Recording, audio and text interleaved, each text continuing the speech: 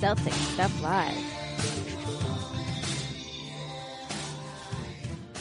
Celtics Stuff Live on CLNS Media, the leading online provider of audio and video coverage for Boston sports. I'm your host, Justin Poulin. Joining me, as always, John Duke. And honestly, John, the drama just isn't there for us this year. You know, we've got this first overall pick, and it's obviously going to be Fultz. And so, what can we do to shake it up a little bit? Because between now and Thursday's live draft night show, I have no idea what we're going to talk about because it's just such a foregone conclusion. Yeah, I mean, really, honestly, it's such a boring time of year. There's not much to talk about. No games. We could try to, get into some of that, but we just need like a really juicy rumor to happen, or maybe a trade. That might kind of shake things up and make this show worth listening to. I know, even the finals kind of just finished the way you expected it. Kevin Durant went to the Golden State Warriors. They basically almost sweep them if it weren't for the help of the refs. And now we're going into a draft. And really, I don't want to make it sound anticlimactic because the number one overall pick is obviously very exciting, but it's really just, we all know Markelle Fultz is the premier player in this draft. Nobody else could possibly, look, every single pundit says Markelle Fultz is the best player, and there's just no way the Celtics are going to trade down. No way at all. Except, wait, hold on. What? And so Twitter blows up on Saturday evening, and it's just been nuts ever since then. I'm not sure how I felt about it at first. I'm actually warming up to it. Here's the crazy thing. You and I talked about Jason Tatum earlier this year, and I said I kind of secretly think I like this guy. If we don't get number one, he might climb my board and be my guy, right? And he's kind of widely been outside of those top three. He's sort of been 4. But hey, don't worry about it. He's still like really good, and he sort of belongs in that group of 4, but he's still the 4th pick in the draft. Now all of a sudden, Kevin O'Connor's got him number 2, and the Celtics clearly are going to take Jackson or Tatum, and that's why they feel comfortable moving down to 3, because they know one of those two are going to be available in the end. Markelle Fultz all of a sudden not so valuable to the Celtics. I can't imagine that this future number one, and really there's a couple of ways the Celtics will be able to get this pick. I can't imagine that future number one wouldn't be worth it unless two things are the situation. Danny does not think Markelle Fultz is going to be a top 5 player in the NBA in the future. And second, he has plans for those picks and they're going somewhere. Yeah. I think that's the most important thing, because I think everyone has seen enough of Fultz to say this guy's a talented player. He can do a lot of things on the court. There's a lot of reasons to make that guy part of your future. He's as we talked about a lot, he can play the 2, he can play the 1. He's got a wingspan that would allow him to play small forward, frankly. There's a lot that you can do with Markelle Fultz on your team. And, the upside is there for him to become, a truly great player, a perennial all-star and on down the list. However, if you can add 2 top 5 picks, which is really what you're talking about in this, it's the chance of 2 shots at an elite player as opposed to 1 shot at an elite player being, the guy. And I think you say 1, I think I got a good shot with 2 cracks at the opportunity of getting a star or a pair of stars versus 1. And anything can happen with that 1 star. And I think that, on that end, you could say, okay, well, on the basis of just pure talent evaluation, you look at the 18 draft, you look at the 17 draft and say, if there's not a big difference between Fultz and Tatum, Fultz and Jackson, Fultz and Ball, you take that because you get a second guy who's just as good as that same class of player. And I think that weighs heavily. But the other thing about this to me is the timing. That's why this thing is so curious to me. There's no reason for this to come out this soon. There's zero reason for Danny Ainge and I don't agree Celtics with that. to let it out there now. You really think that? I don't know. See, I don't There's agree no reason because to do it now. Now, if they're going to move down to number now? 3, they're not getting any workouts from any of these guys. They have to do it so that they can do their due diligence process because everybody's refusing to work out for them. But you don't need to work as long as you get the medicals. You and I were talking about this on Friday. As long as you get the medicals, that's the issue. They've seen enough of these guys. Everyone's seen Josh Jackson play. Everyone's seen what he can do. Everyone's seen what Jason Tatum play. I mean, they played at at Kansas and Duke. You know what those guys can do on the court. You know what Ball can do at UCLA. The medicals are important. I agree on the scouting. You're 100% right on the scouting because there's nothing a chair can do better than what we've seen in the college ranks, even if it's a one and done. I totally agree with that. But the medicals are a key piece of it. I guess at the NBA draft combine, they get all the measurements and all the information that they would need in that regard. But having them go through that medical evaluation is pretty crucial. And how many times do players go through that eval and the agents won't give the information up to the team that may be drafting them? And not to mention the amount of time to, if there's a hot spot somewhere on an x-ray or, there looks to be, spots on a knee, those are things you're going to want to do follow up on.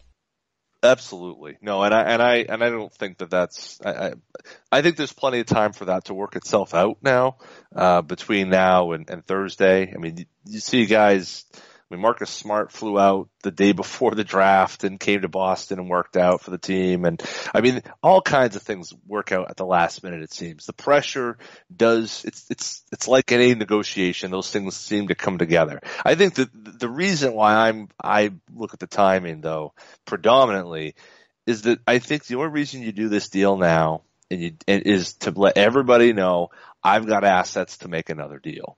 And to try to do the heavy lifting on that second deal. To me, that's the only thing that really makes sense. I think they've got their evaluation of Tatum and Jackson. I don't think there's probably much in the air right now in terms of where the Celtics are.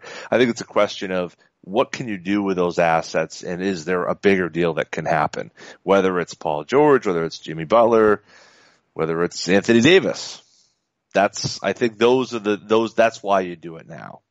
The Anthony Davis rumor is obviously intriguing. I mean, don't ever think for a second that the deal this season didn't sort of cue this up, that hey, that might be something that happens, because how does DeMarcus Cousins and Davis work together? I'm not sure. It's almost like it was a setup for transition, like this may have been discussed all along, and that they kind of knew they weren't going to compete in the near future, so why not spin him off, get some assets, etc. So here's the thing though, I'm not entirely sure that they're going to trade these, that they're 100% wanting to trade all these assets and whatnot either. I almost think all we heard about was how awesome this draft class was, but we also heard it really wasn't loaded with future top 5 players, that there were a lot of great players in this draft, and you couldn't go wrong maybe in the lottery at all, but that in terms of the depth. But maybe nobody really stood out. But when you look at next year's draft, John, all you ever hear about is Doncic and Porter, and that there are players that are almost Embiid-like, is what I would say, as far as what people think their impact might be. So now they've got the Nets pick, which gives them a real shot, and they'll get the Lakers pick if it's somewhere between 2 and 5, at least if this deal goes down as reported. There is, in a crazy world, chance that the Celtics, not only did they sort of do something insane with having the first overall pick this year, but there is a world that exists now where the Celtics might have the first and second overall pick next year. I'm not sure that they're necessarily setting up for a deal right now. Obviously, if they can get the right deal, Danny will always pull the trigger. But moving down to 3 frees up, $1.4 million. It helps them get a max free agent, so they're going to look, obviously, at Griffin or Hayward. If Griffin opts out, that would be the move this summer. We've talked about that ad nauseum, really, on the show. But they created just that little bit of extra cap space so that they can pull in the free agent. Maybe they still sit. Let these teams kind of play a little bit and try to hold on to some of these assets. They could always do a deal at the trade deadline next year. And for certain guys, obviously Blake, if he picks up his option instead of opting out, and somebody like Paul George, that rental is a very short-term rental, but then you have the opportunity to re-sign them next season in the off season without worrying about cap implications and having the cap space to do that. So I would almost be surprised to see these acquired picks, the Nets pick next year and the one that they're getting from Philadelphia, spun off right away. I almost feel like they're hedging their bets on next year's draft and saying, Fultz is good, but we don't agree with the pundits that he is really that much better. Yeah, he's a 3-level scorer with a lot of defensive potential and length, but in the Celtics' eyes, we got guards. We're not really going to place him as really elite above the other 3 players that are available in the top 4. And now we're in the sweet spot at number 3 where we can't lose. We're going to get one guy that we really like.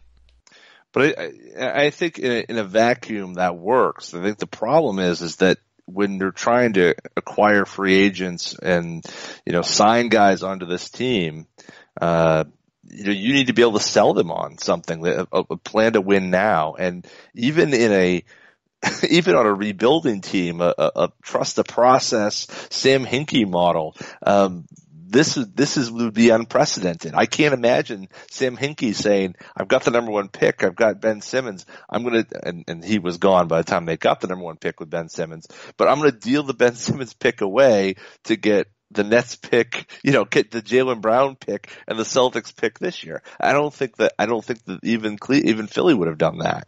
So I think that there's that end of it. And then the other piece is that you are trying to win in part now, because you can't, if you're trying to attract these free agents, you've got Horford at 31 years old. You've got Isaiah you need to re-sign for a max deal. You're trying to get Hayward or maybe even Blake Griffin. You can't, I don't think you can do those two things. I think they're a bit at cross purposes. So I agree in terms of asset collection. I think you're right. But I think the concern is in the free agent world, it's just very difficult to make someone buy into that and see a longer term for a team that may finally be good before after your contract even expires. Well, the only thing I'll say to that is the 2 players that are available that are the most highly targeted are Gordon Hayward, who is likely to trust that vision from Brad Stevens, and we are still riding momentum, and the assets are there for an agent to say, yeah, look, they really can do a deal when the right one comes along. And the second one is Blake Griffin, and we've already heard rumors about players around the league that were actually at Paul Pierce's final game, so you can only think that that was probably the most poorly disguised quote I've ever seen. And it's clearly Blake Griffin, and he's saying, look at what these fans matter. And think about that 4 years ago. This was the narrative that has been tried since last offseason, or maybe last midseason. This narrative has been pushed out from multiple Boston media outlets. We've talked about it on this show so many times. The fans are really why we want to try to use them to encourage players to come here. And the fans have really bitten on that narrative and hyped up their game. And it's true. It's actually working. The ovation that they gave Paul and KG when they came back for their first game in a Nets uniform. The goodbye to KG. The goodbye to Paul Pierce. The way that they treat players that have put banners into the rafters. That has become an incredible recruiting tool, and it was sort of written that was what they were going for, and the fans answered the call. I'm not saying they haven't always been this way, because they are, but it's amazing that it's finally working, that you're actually getting those quotes. So I think it was a Keith Smith article that really dove into it this week. Yeah. And Keith killed it. That was my favorite article of the week. Lots of good content leading up to the draft. That one, by far, my favorite. Real quick, just a reminder, you can follow Celtics Stuff Live on Twitter at CSL_tweetlive. You can follow me at CSL_Justin. John is at CSL_Duke, the entire CLNS Media Network at CLNS Radio, and the Facebook Facebook page, facebook.com/CLNS fans. Download our app for iOS and Android. Simply search CLNS Media in your app marketplace. And CLNS Media's YouTube channel, go to youtube.com/CLNS Radio for high definition, full length locker room interviews and the Garden Report with Jared Weiss. That's in season, but we will have Garden Report and video coming on draft night, as well as a live show. Bobby Manning, John Duke, and myself are going to be hosting a live draft night show with guests. We have people attending the event in New York at Madison Square Garden.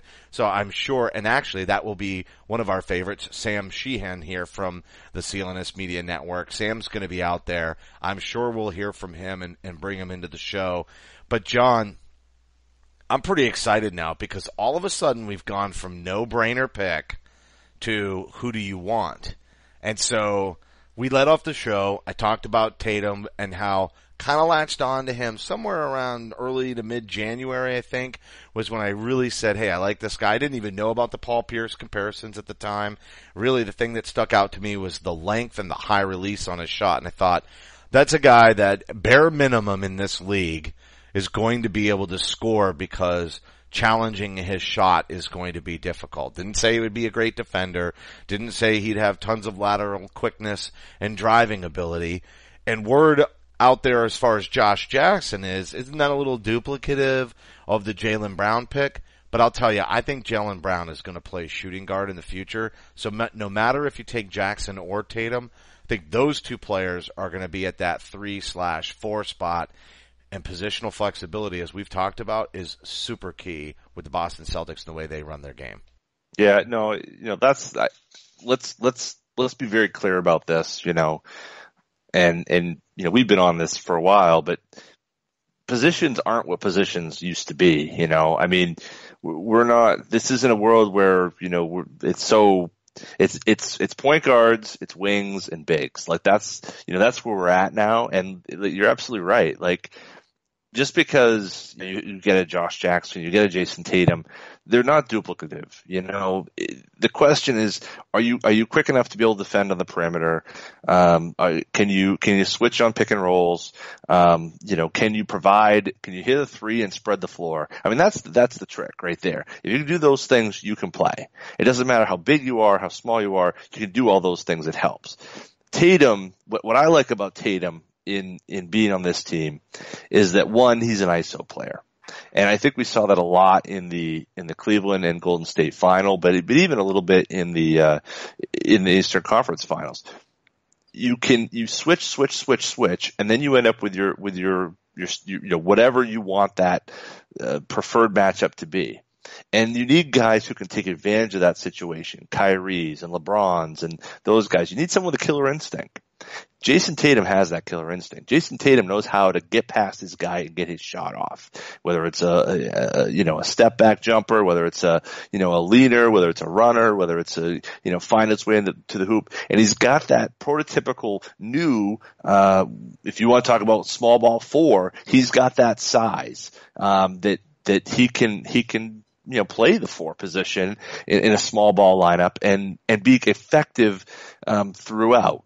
Is he not to as mention athletic? He was a rebounder in college. I mean, let's Absolutely. look at that. Was it 7.6 rebounds in 33 minutes or something like that? Yeah. No, absolutely. He was the type. I mean, listen, he's not going to be. You're not going to confuse him with the 1990s, power forwards that are, 6'10", and that's not his game. But he's, he actually averaged 8.5, almost 9 rebounds a game this year per 40. And he was, he was able to hit the 3 ball. He could hit the mid-range jumper. He could get to the basket. We need to stop this. Duke players don't have the athleticism thing. Jabari can get up. He can get up and down. Ingram shows athletic flashes, although he had a rough year. Tatum is probably as athletic as any of them, if not more so. We gotta stop this it's a Duke player, and there's so much Duke hate that's thrown at this kid that's really unfair. If that's what gets him to make sure that we can have him on our team, and then he goes out there and does become a Paul Pierce. I mean, look, everybody wants to make this pick Danny Ainge's legacy is completely tied to this one move. No, get the hell out of here with that. Yes, It's an important one.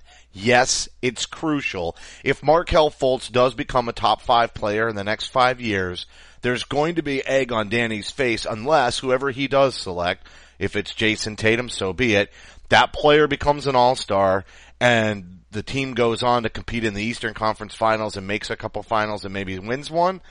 There's a lot less criticism. It's not the most crucial. They might still look back and go, probably shouldn't have passed on Fultz, but if it all works out in the end, no big deal. Same thing. If they spin it off and they go get a Butler or they go get a Paul George and they wind up going and competing and they wind up winning championships, even though Markelle Fultz is a top 5 player in 5 years, it doesn't sting as much. The only way this one really hurts is if they don't wind up spinning it off and making a deal to bring in a player to win championships and sort of win now, but still with these amassed picks, they'll still have a chance to have some young players, and it's waffling that youth movement / win now. I think they can still do that. But if he doesn't spin that off and then he makes the pick this year and next year and it winds up being, not the Joe Barry Carroll situation, but it's more of a Kwame Brown scenario, yes, then Danny's going to have a lot of questions to answer. But the truth is there's just too many assets for him not to come out on top somehow, some way along the line. So I don't think this is a real make it or break it kind of deal, but I do think that trying to make the best selection, and the rumors are now that they're not spinning off this number 3, that they intend to make the pick. Yeah, and that's what I'd say too. To be able to not to be conspiracy theories, like that's what they want you to think. But that's what you gotta say, right? I don't know. What are these chances they're going to be able to get a bigger player? It's not great. Everyone's saying, well, Jimmy Butler's not going to go anywhere, and the Celtics apparently haven't checked in on Paul George, and you go down the list, right? There's just the chances of it happening are small, right? But to me, you get the treasure trove and then you go shopping, right? And so that's where they're at, is they're in that scenario where the chances of it happening are not great. They're going to take a player who's going to fit for them. And if it so happens that they can flip that pick, great. And if not, then so be it. And with either Jackson or Tatum, they have the opportunity to do that. We haven't really talked about the potential that Ball could drop to them as well. There is that scenario because I know, but I'm pretty much pretending that that's not happening at all. That's not. I know. I'm not. That pick is no go for me, and it has nothing to do. I know he's 6'6". I know he's a great distributor. Like, I get all that.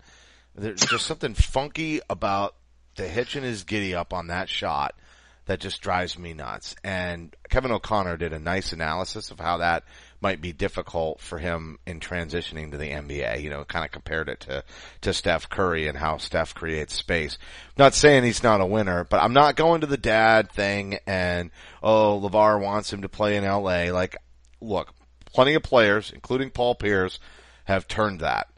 But if we're going to try to convert somebody, I don't want it to be Lonzo Ball. I want it to be Paul George.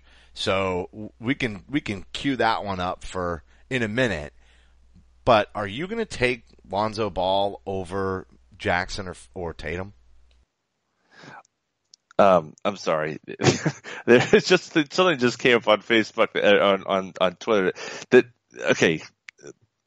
Hold on. Can you pause that for just a quick second? Yeah, we'll pause that, no doubt.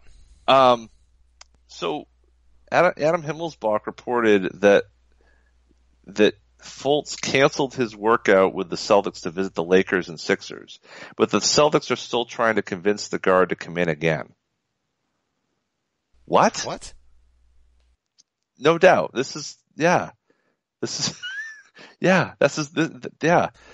Philadelphia is picking Lonzo Ball and they think Jackson could go to the Lakers?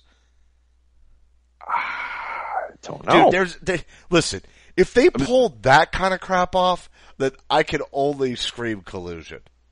Okay. Seriously, there's no way. You think they're second guessing their move? This is okay. So that came from 9:00 last night. So, I'm not sure if that's still the case, because ever since then he's, the Celtics hadn't been told the deal was done. He had that comment this morning that he found out that when the Celtics found out the deal was done, they heard it from the media, not from the Sixers or from Fultz's people. So maybe there's a little bit of, timing in terms of Himmelsbach's comments. But anyway, someone just tweeted that out as perhaps a comment or a recent update, when perhaps that's old news and doesn't fit any longer. I'm not 100% sure of that, but I wonder if there is a second guessing, or it seems like the word that the Celtics have given back through Bullpet and others has been quite a bit more pump the brakes on the trade and on their role in the trade. And it seems like other ends of it, the Sixers and perhaps Fultz's agent, have been pretty forward pushing in terms of this narrative about pushing him to Philly. So again, I don't know what any of that means, and it could be that we're going to look at this by the time this show gets released. Everyone's like, okay, yeah, never mind, you're an idiot. But I just wanted to mention that because it just seems a little bit bizarre at this point stage. And the timing of it go back to the earlier thing, the timing thing is weird to me in general about how this whole thing has come about. It's not just the timing, it's how it leaked out and then they can't consummate it until, later today, Monday. And that's also bizarre, because why show your cards if you're not hoping that something else that you were working on doesn't realize that this is pretty serious, and so you're almost like, look, you're on the clock. By Monday, you've got to get your offer in, and maybe that's where it all ties into Anthony Davis in some respects. I have no idea. We're going to talk about this when we come back. First, we've got just a quick break. We're going to tell you about ZipRecruiter. The playoff season is over, but as you can ask, the Golden State Warriors having the right players on the court will be the key to your success. That sharp outside shooter or power rebounder, or a guy who does both, can be the difference between winning and losing, right, LeBron? Business isn't any different. Your company needs the right people to be the best. So, where do you go to find the top talent? You can't find the best candidates by posting your job on just one site. You need to post on all the top job sites. Now you can with ZipRecruiter. At ZipRecruiter.com, you can post to over 100 job sites with just one click. And then their powerful technology efficiently matches the right people to your position. So that's why ZipRecruiter is different. Unlike other job sites, ZipRecruiter doesn't depend on candidates finding you. It finds them. And in fact, over 80% of jobs posted on ZipRecruiter gets a qualified candidate in just 24 hours. No more juggling emails or calls into your office. You simply screen, rate, and manage candidates all in one place with ZipRecruiter's easy-to-use dashboard. Find out today why ZipRecruiter has been used by businesses of all sizes nationwide. And right now, our listeners can start forming their own winning dream team or super team on ZipRecruiter for free. Just go to ZipRecruiter.com/sportsfan. That's ZipRecruiter.com/sportsfan. Try it today for free at ZipRecruiter.com/sportsfan. So, John, we got sidetracked there for a second, but let's go back to the original kind of question that we hit pause on. We've got Jackson. We've got Tatum. But then maybe Lonzo Ball, to your point, slips down to 3, because we have heard rumors that LA might like Jackson, and Philly seems to be moving up for the opportunity to draft Fultz. Never mind our crazy, wacky conspiracy theory that Fultz might fall to 3 somehow. Let's just put that one aside, because that would be obviously a dream scenario for this situation. But let's set that aside. Let's just pretend Lonzo Ball falls to 3. If that happens, it's really only happening because Josh Jackson is going to the Lakers, Fultz is going to the 76ers. I really don't see Tatum leapfrogging those guys for any of the other 2 teams in the top 2. So you're down, you're sitting in the Celtics position, it's between Tatum and Ball. Are you really taking Ball, John? I can't. he's fourth on the list for me. I mean, no matter what, he's fourth. Kevin Pelton did his, his statistical, analysis and analytic, take on the best, draft picks available. Ball is number one there. He also probably played on the most talented team, out of the top 10 players. So I think while I'm sure he'll be, he has ability and he could be a very special player in terms of his sense and feel for the game. I'm just not sure, like you said, the funky shot, I think athletically he's not next level athletic, and maybe his intellect is enough to overcome those things, but I just don't get a good feeling there. I feel like I'd rather have something a bit safer in somebody like Jason Tatum, than going with Ball and let him slip to Phoenix. I think if Ball's there, I think you have a chance to perhaps squeeze something more out of Phoenix or possibly Sacramento at 5. But I would rather try to pass on and acquire even more, future assets if you could. Wow. You would keep moving down. Yeah. Well, let's say just flipping with Phoenix 3-4, so that they take Ball and then you still get Tatum. Yeah. Give me. That right there is Danny Ainge's that's his thing. Gimme. He's sitting here just collecting more draft picks, and I don't even know how he's doing it. It's insane. Well, okay, so like right now, right, the rumors are, talking about how, the rumors right now is that, Indiana, they want 2 number ones and a veteran player. Well, the more assets allow you to get players in those type of scenarios, whether it's perhaps a 1-year flyer or something else. And if you're able to turn that into the potential of keeping an all-star player, you have to look strongly at it. And, so, those assets do matter. And, everyone's kind of pointing the finger, Danny's, just acquiring all these picks and chips and all that. He's cashed them in, he cashed them in 2007 in a tremendous way, an unprecedented way. And in some ways it changed the future, not only the Celtics, but also probably the league in terms of these super teams trying to pull together. And I think that, the Celtics did it probably in a bit more karmic way. I think that it matters. It matters to be able to go to a team and say, I have all that you need. Just give me your best player. And you can allow them to hit the reset button and to start over. Only in this case, you're giving them draft picks instead of players that, maybe or may not work out. Instead, you get to choose who those players could be, which I think maybe sets the Celtics in a better position now than they were in 2006, 2007, where they had young players who were good or mixed. Now you're going to give that team the chance to make those players and those selections, which I think is probably a beneficial thing for whoever is that acquiring team.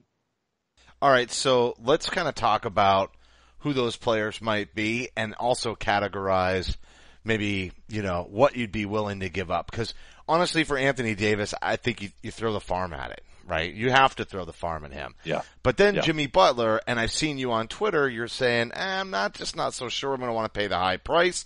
Then we look at somebody like Paul George, who that was kind of where we were going with the Lonzo Ball thing. He seems to say, I'm going to LA and maybe LeBron's going to follow him and they're going to try to create a powerhouse out west, which I say, fine, go ahead.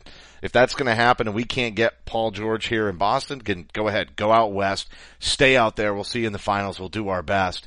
And maybe we'll still have this young core of Brown and Smart and Rozier and other picks, Zizic, Yabusele. Maybe over the next 5 years, this team sort of, again, maybe some of these assets get packaged or there's other moves to be made to wind up being competitive. But wouldn't it be great to be in the Eastern Conference every finals, every single year, even if you know that whoever's representing the East is getting blown out? At least from a recruiting standpoint, I feel like, hey, you're the piece. That that might start to sink in at some point as these guys get a little bit older. Who knows? Having said that, I'd say we're looking at Blake Griffin, if he picks up his option, would be in trade, 1 year rental. Paul George, if he would be a 1 year rental. Jimmy Butler would be a 2 year rental, and then Anthony Davis is sort of like, that dream that would solve a lot of problems that the Celtics had this past season for sure. So, I'm not even sure it's worth debating on Anthony Davis, right? We're going to throw the farm, match the salary, put in all the picks necessary, bring him in, and let's see what the hell happens. And, oh, by the way, pretty sure Gordon Hayward will sign on the dotted line if we do that. Yeah. I mean, yes, and, there's just no way that there's any other solution to this. I mean, I understand. This is kind of goes back 2 weeks ago when we were talking with Danger Cart about this. And I've been thinking more and more about this, and he's absolutely right. I mean, Golden State seems unbeatable. They're going to have this on lockdown until 2020. They're going to have a core. They're going to be willing to pay some tax in that time, and it's going to ramp up, and then eventually they'll have to probably do something in 2 or 3 years. But anything can happen. I mean, let's go back. 2008. We thought there was the start of a long run of winning multiple championships. And all it took was one unbelievable stroke of bad fortune with the bone spur in KG's knee. And 2 championships were gone just like that. Look at 86, look at what happened with Bias. But that goes to other teams too. The Lakers in 03, 04. Look at the Heat in 14, 15. I mean, we have these situations. We think that it's never going to end. And then inexplicably it turns on a dime. I mean, 2 weeks ago we were thinking, Cleveland's going to have the East until LeBron's gone away. Now, maybe LeBron goes out to LA and kind of does that thing. I think that the potential of that and the kind of chit chatter of the rumors that go along with all that, I think it's real, and I think it's caused Danny to think a little bit more about winning now and then playing the long game. I don't know if that's why this deal happened for the Philly deal with Fultz, but I feel like you've got to change your approach. If you're the team in waiting, if LeBron leaves, one, not only does that make you change how you want to, categorize your assets, but two, don't you think, I don't know, this is my feeling, if you're the team that's ready to go, why not ramp it up? Because one turned ankle by Kevin Durant or one, Draymond gets kicked out for the whole finals, entirely possible. You could be in the position to be the champion. And isn't it worth it in that case? It's not like they're like middle of the pack right now. They have a chance to be absolutely in the conversation and win a championship. This is not crazy stuff. There aren't that many teams between them and the top of the heap. There's a big gap right now, but for all the reasons we've talked about, the assets are there. They can do this. It's a question of how they get there and can they do the right moves to move them into that position. Personally, I think they can. But I think this is a very crucial time between now and the draft where, maybe you have to take some gambles. You have to take some risks, whether it's Blake Griffin and trying to go for him and hope he's healthy. Maybe it's trying to get Paul George a year early and hope you can convince him. I think there has to be a bit of risk and gamble in this. Thankfully, the Celtics have so many assets. They have the ability to gamble and win. Yeah, they do. And so let's say Anthony Davis is off the table. Let's go back to a Paul George, a Jimmy Butler, even a Blake Griffin on the 1 year rental scenario. We talked about that last week, and could they sign Hayward and then also deal for Griffin? And the answer obviously is yes. We figured that out, but then the question mark is when you have to pay Isaiah and Blake, you can only choose one. We'd be under similar circumstances, renting Paul George or trading for Butler. So that obviously complicates the quote-unquote rental scenario, especially when you're not drafting Fultz, right? Because you're almost conceding the point guard position to Smart in that scenario if you choose a player over Isaiah Thomas. And then if you don't choose the player you choose the player instead of Isaiah Thomas, then you pay that person.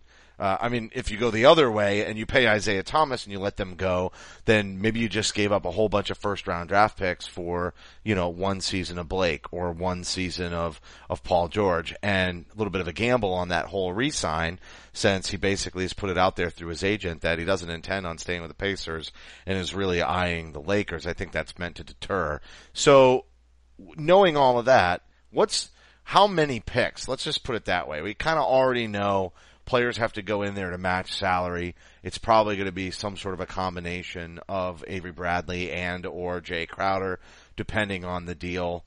So let's just with the understanding that one or both of those guys is going to be included, what pick or what picks or how many picks, however you want to characterize it, would you be willing to give up for Jimmy Butler? And then we'll do the same with Paul George and Blake Griffin. So for Jimmy Butler, more, right? And it's not because of the extra year. It's the extra year, and that makes a big difference is having the ability to have 2 years, to win that over. By the time you get Butler off of his deal, in 2 years, you're going to have, you only have 1 year left on Horford. You're going to be in a better spot. The other question is, and what, do you still need to maintain a max salary slot?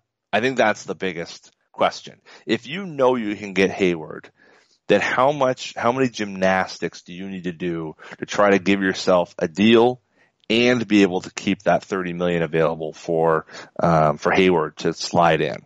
You know what I mean? I mean, that's to me is the question, is if you can do that. So by doing, Bradley and Crowder even up for Paul George, that if you were able to, if you did that, one, that's a big loss from your core, but that's salary that's, coming in right there. In terms of you're not losing anything in terms of your ability to create that salary slot. The problem is that you're still short probably in terms of money before you do any deal for Paul George. But to just do Bradley and Crowder, you still don't have enough money to bring in Hayward. So you can't do, let's say, Bradley and Crowder for Paul George, because you're not going to have, unless you can get Hayward to sign some sort of ridiculously discounted price.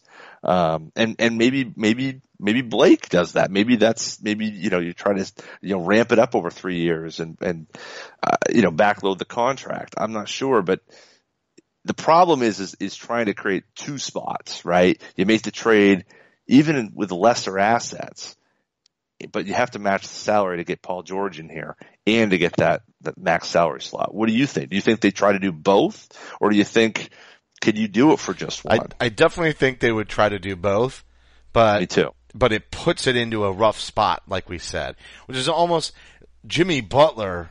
If you get Hayward and you make the trade for Butler, that makes Isaiah Thomas's re-signing very precarious.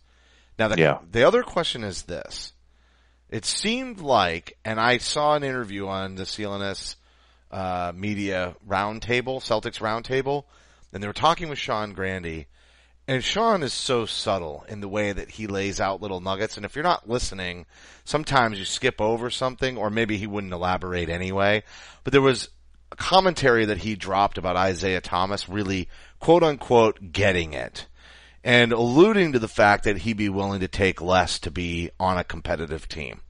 Now, if you go out and do the two deals, you've basically told Isaiah, and especially if it's Butler, because now there's no choices, right? You've signed Hayward, you have Horford, and Butler's salary goes into year 2 after you have this whole Avery Bradley, who would probably be traded in that deal, and Marcus Smart and Isaiah Thomas re-signing his shoes. So at that point, it's kind of like you're looking at Isaiah and you're saying, all right, this is literally all the money we have left. We put you on a competing team. This is all. This is what you get, and we'll extend you this summer for a long-term deal on this remaining money. And then that way we're committing to you. We're just only committing to you as much as we can and still make the commitment to you that we're going to try to get to the finals every year.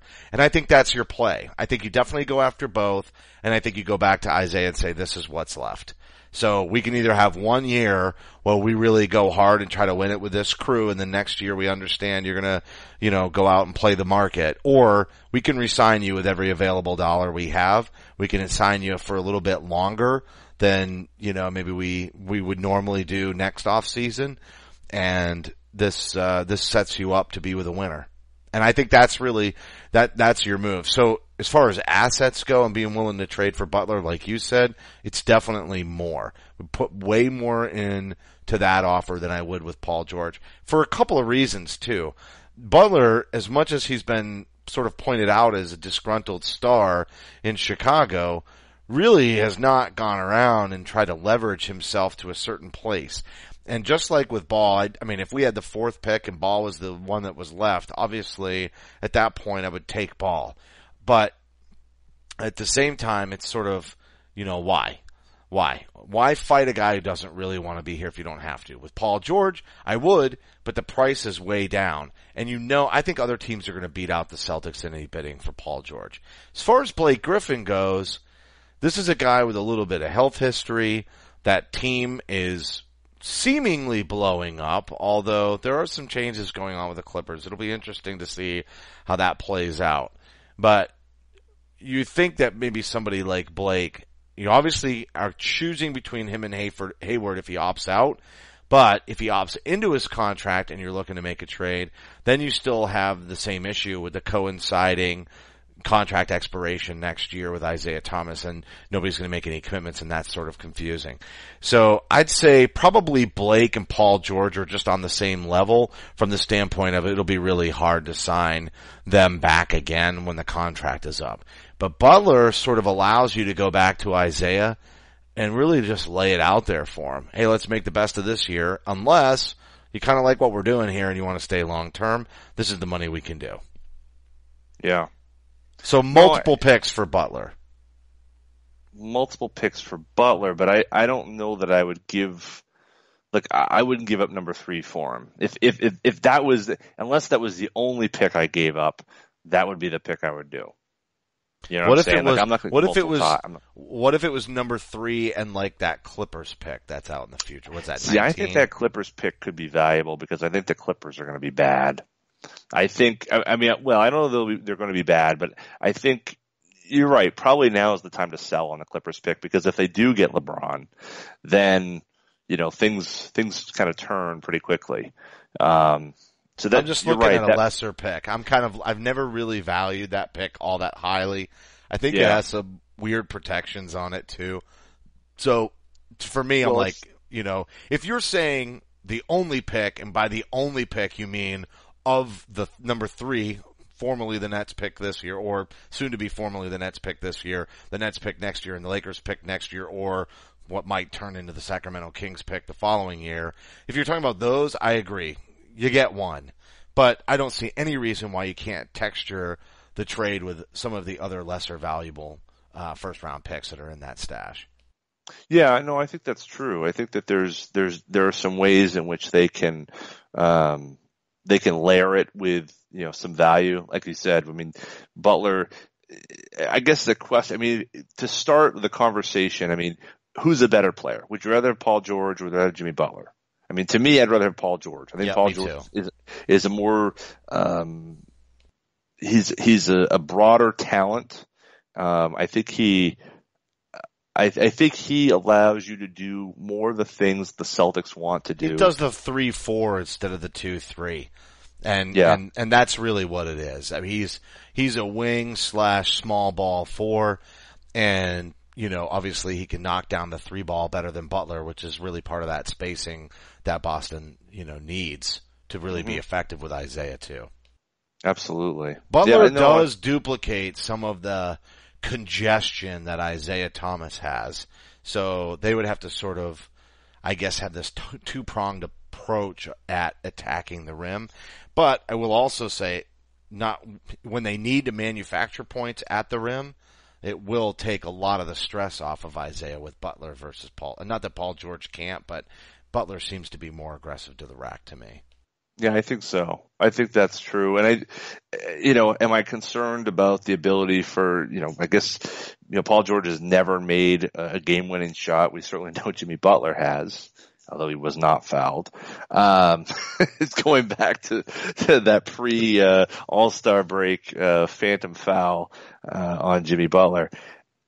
I'm not as concerned about that because I have Isaiah Thomas, and I have a coach in Brad Stevens that knows how to draw plays. I don't, tell me, maybe Frank Vogel is, a good coach, but I think offensive genius has not been confused with Frank Vogel.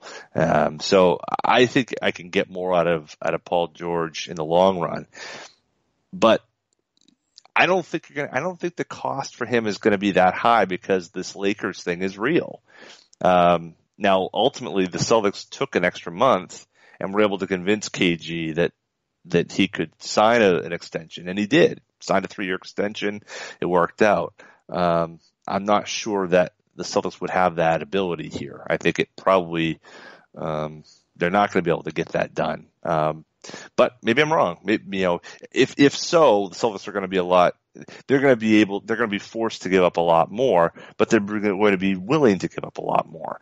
The question is how much, if there's two pieces, right? I think that's what we're talking about here.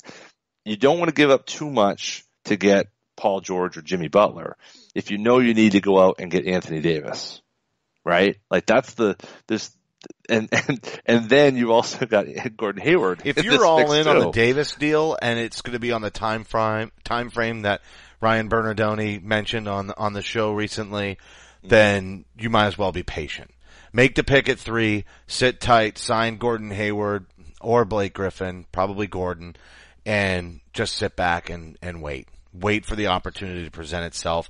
In that case, you also definitely, spin down with Phoenix if they don't like your guy. And you just keep compiling assets until you just throw them at the Pelicans and be like, look, how can you say no to 8 draft picks? I know. Right? At some point, that's what we're talking about. It's literally could be, they have 7 picks in the next 3 drafts at this point if the deal goes through as reported. Yeah. And that's disgusting. They only need to keep one of them. They can keep theirs in 19, right? Or 18. I can't remember, but either way. And unless something really crazy happens, like the Nets become a 20-win team or the Kings figure it out, you're probably, of that group, you're going to have at least 3 out of those are going to be top 5 picks in the next 3 years. It's almost like playing NBA 2K. Like, this is how I rebuild my team. Except my team wins 15 games, not 53 and first in the Eastern Conference. It's ridiculous. Danny is literally playing a video game right now. He really is. Yeah. It's, the sad thing is that I think that there is reticence in working with him because they're just not sure. They don't know where he's coming from. And he does moves like this that people are kind of scratching their head and can't figure it out. And because it's so off the script for most GMs, they're like, Fultz is the best. Why isn't he doing this? What's he trying to pull? What's going on? And I think it works against him, unfortunately, because they don't know his motivations. They don't know why he's going the way he's going. But you always seem to see it in the end. It just takes a lot longer. There was a great meme that someone posted on Twitter yesterday. It's like how Twitter sees, the NBA draft. And it was Billy Madison there right up next to the golf ball, saying, why don't you go to your home? And then the next picture was how Danny Ainge sees the NBA draft. It was like a whole golf course, and it's so perfect because Danny sees the whole thing. And the one step leads to the other. And I know a lot of people are very critical of him, a lot of people critical of how this has all worked out, but you can't argue that it's worked out. His history he seems to find a way to get it done. And people complained about the Rajon Rondo return, but again, it worked out. They got players. They got Jay Crowder. It worked. He knows what he's doing. So we need to have a little bit of faith, a little bit of understanding here. And I think that if he takes, whether it's Josh Jackson, Jason Tatum, or he's able to trade it and get Paul George, I feel like he knows something. There's something he's going to be able to work through that's going to work out in the end for the best for the Boston Celtics. That's why, I think he's earned that right at this point. Yeah, and no, he's more than earned that right. It's just crazy the way that people want to criticize him. That was something else that came up on the Celtics roundtable with Sean Grandy. He's like, yeah, no, I get it. You can criticize him all you want, but at the same time, there's just nobody playing the game better than Danny Ainge right now. I mean, yeah, you can say he probably should have taken the Greek Freak instead of Kelly Olynyk, but, everybody makes a mistake at some point. And it's not even necessarily a mistake, but you just can't hit 100% of the time. And that was one of the narratives from a year ago with this club, especially with the draft, and it was sort of the fallout from the Jaylen Brown selection was, listen, you just want to put yourself in a position, to be able to make the best selection possible. And, you want more opportunities to do that, which is, that was the whole Zizic and Yabusele and, just compiling all of these picks. The more picks you have, the more chances you have to make a value selection later in the draft. And you talk about the haul in return for Rajon Rondo and people complaining. How about the fact that he drafted him by swapping with Phoenix and picking him at like 20 something? And what did he give for that championship? Right. Yeah, Brian Grant and he was done. Yeah, I know. You're right. Absolutely. You just can't argue. And he said it from the beginning. He said, look, I think that, Red held on too long. I would not hesitate to trade those players. What did he do? He traded them. And what did he get? Holy crap is what he got. Oh no, but we're going to get mad. And so I will say it is a gamble passing on Fultz. If this does some wacky, wild stuff and they wind up getting Fultz at 3 anyway because Philly decides that they want a distributor and they all of a sudden go Lonzo Ball, which they won't, that would be the craziest coup ever. At the end of the day, maybe whether they deal this pick or not, we'll talk about that on draft night for sure. I'm sure there's going to be tons of misinformation, information, and posturing and rumors this whole week. So buckle up, everybody. We've got to wrap the show, John. Any final thoughts? I'll just say this. Between now and when we go live with Bobby Manning on Thursday, Twitter is going to blow up my phone. It's too bad. I'm literally in lockdown meetings for 3 days. No. I am going to be like heading off to the bathroom in the middle of the meetings and then getting my Twitter fix like I'm blowing lines in the bathroom. It's going to be nuts. That just took a turn. No, I'm actually, with the, I started a new job about a year ago and I'm through like my very crazy time of the year as of last week. So not that my bosses are listening to this, but, I think I should be able to be following it mostly. And I look forward to, hopefully having a chance to chat with some of you guys on Twitter. It's been a lot of fun. I think there's some people that, I think people took it very personally, the Fultz thing. I mean, I was all in on Fultz, very excited about Fultz. I'm disappointed. Seems like a good kid. Seems like the type of guy you want as a cornerstone of your franchise. Danny saw other things, and I respect the hell out of him, and I'm going to give him the benefit of the doubt. I think, but this is such I think this is going to be an epic week. And unfortunately, I feel like we've built these things up, but I just don't see a way in which some major things happen in the next 2 weeks. Between the next 2 weeks from now, we got the draft by the end of this week. Our July 4th is about to get ruined again, right? That holiday weekend is going to, or week, I guess it's on a Wednesday, right? Or whatever, Tuesday. Yes. It's going to be a ruined day, and it's not even attached to a weekend anymore, right? It's one of those like stupid off days in the middle of the week, like the worst timing ever, and you're going to spend the whole time just sitting on Twitter and not even getting your barbecue fix. Well, and actually, those who longtime listeners in the show, and I mean decade-long listeners of the show, will remember that I was on vacation when the KG deal happened. I rushed home on our way home. July 31st, 2007. We did our our post-trade wrap-up with you and me and JB. And this year, actually, we've moved weeks because now there's sports camps, and my son's got a basketball camp that week. So we are actually instead going to be on vacation on July 4th. So I look forward. Ironically, I'm going to be in Maine on a lake once again. So I'm just going to put that out there, that, sometimes things happen serendipitously like that. They do. I'm fully expecting, we're going to be on the air before things show and before we actually, but I'm going to predict that the Celtics are going to move, and they're going to have a veteran all-star in hand when they enter free agency before they go out to the market. And I don't know if they'll have the third pick, but I think they're going to have a veteran all-star in hand. Could be Jimmy Butler, could be Paul George, but they're going to have one in hand. Blake Griffin. Well, no, because he's going to opt out. I guess they could trade for him, right? No, they could trade for him, yeah. They could trade for him if he doesn't opt out, and maybe he's less likely to opt out in that way.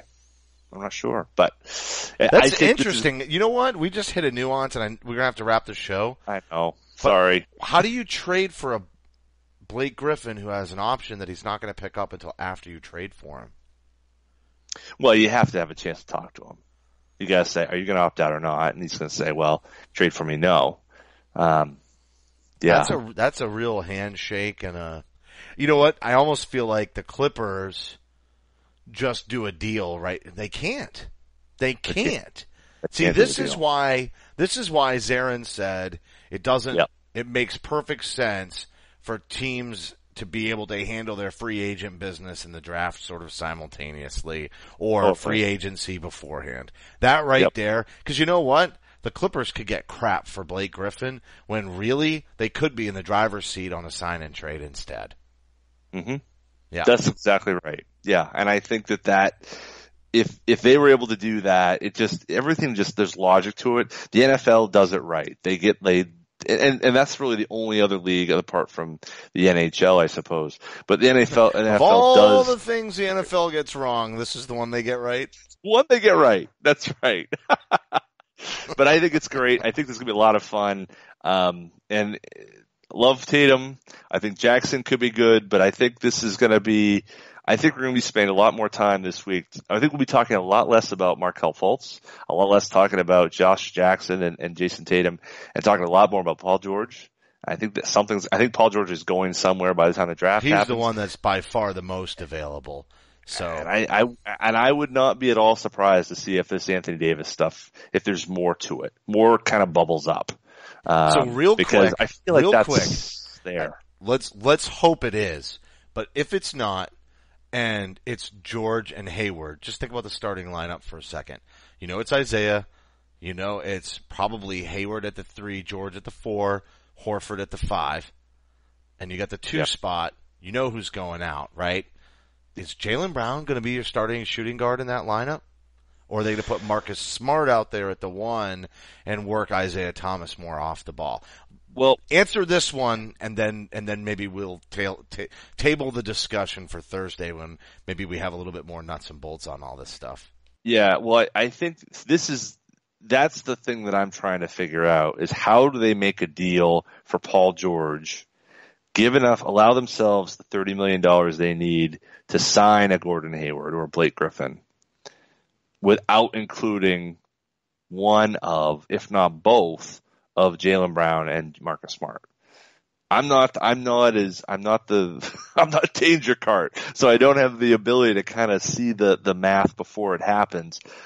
And forget tax. Like I'm ignoring tax implications here. We were spent a long time talking about here. I think we're in a different scenario because of the potential of LeBron leaving. But I don't see how they can make a move with Indiana and get, and in the process turn, let's say, in this scenario, let's say that it is Paul George. I don't know how they do that. Sending Bradley out, sending out Crowder, let's say, in terms of the 2 biggest salaries that are fixed to be on this team, not including Isaiah Thomas, who you're not going to send out. and still get $30 million. I don't see how they do that. If you include Jaylen Brown, you can get closer, but you still have to send out Jaylen Brown and Marcus Smart. Jaylen Brown or Marcus Smart and Rozier's got to go. That's basically how it maps out. Yeah, Rozier is how you get into a negative financial scenario with more salary going out than you have coming back in George. With George making, 18, almost 18 and a half. You've got Bradley and Crowder that come out to a little over 14. You could throw in Demetrius Jackson to get another 1.5 and Terry Rozier for another 2. That's still 3.5. That gets you close, but not quite to 18, which is why you're probably going to have to drop out.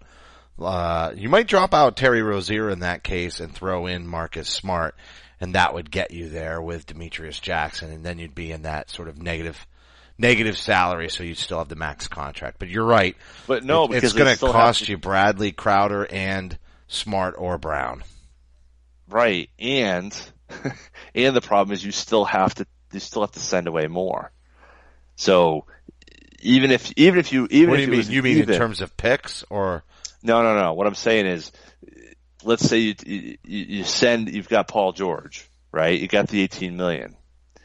And let's say we were able to find a way to make that balance out with Smart, Crowder, and Bradley. Okay, which I don't think the Celtics would do that deal. By the way, I don't think Probably they want to completely implode their team for one guy. But let's say they were able to make that work.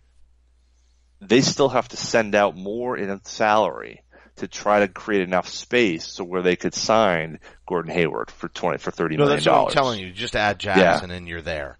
No, you're not. You are. Bradley, Crowder, Smart, and Jackson is 19.5 to Paul George's 18.3. Right, but you need to make $4 million in space. It's not $1 million. You need to send out like $4 million. But didn't we already clear 1.3 by moving down to the 3 spot? And that's true. And then you're clearing 1.2. So we're right around 2.6, I think, in cap space. So we got to get a little bit more. Who do we renounce in that case?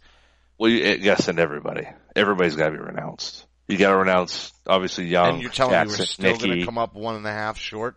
Well, it's closer. But you know what happens in that deal? You include number 3, and now you're gold. Actually, you know pricey. What? You get to keep Smart. What's the salary at number 3? It was like 7.5 for number 1. I think it's 4.5. It's what Jaylen Brown's making. It's 4.5. It's a little less than 4.5 because Jaylen's on his second year. But yeah. Well, I'll tell you what. If you add 4.5 to Bradley, Crowder, Jackson, because you throw out number 3, that's 20.5. So that gets you 2.2. That only gets you 2.2, though. Yeah. No, but now you don't have to take the other. You're not taking on the 4.5. So that does it. But that's a lot, right? It is. I mean, you're sending out basically 40% of your starting lineup. You're sending them out. One that was under a very low cost control deal for a guy who may only be there a year and the 3rd pick. That seems costly. I don't know how you do that. I don't know how throwing Bradley, Crowder at Paul George for a rental year and throwing in the number 3 pick just to get it done financially and not trading like everybody in the farm. And some of the young players, you're right. And that is a lot to give up. Even though, it's not so bad with Bradley because, whatever. Oh, right. But Crowder's cost controlled for 4 years. That's the killer. If you could do Bradley and Zeller, okay, and you could do that and get Paul George, I have no problem with that at all. The problem is that now you just added the $8 million in that you can't give to Hayward. Yeah, and there's no way you're going to create $8 million in space. You're not going to send out. I mean, I guess you could send out Smart and try to get a future number 1, and try to. You could try to do stuff like that. And that you could end up Jay doing. Crowder's making 6 too. You'd have to spin Jay off with Demetrius Jackson. That'd get you to 7-6.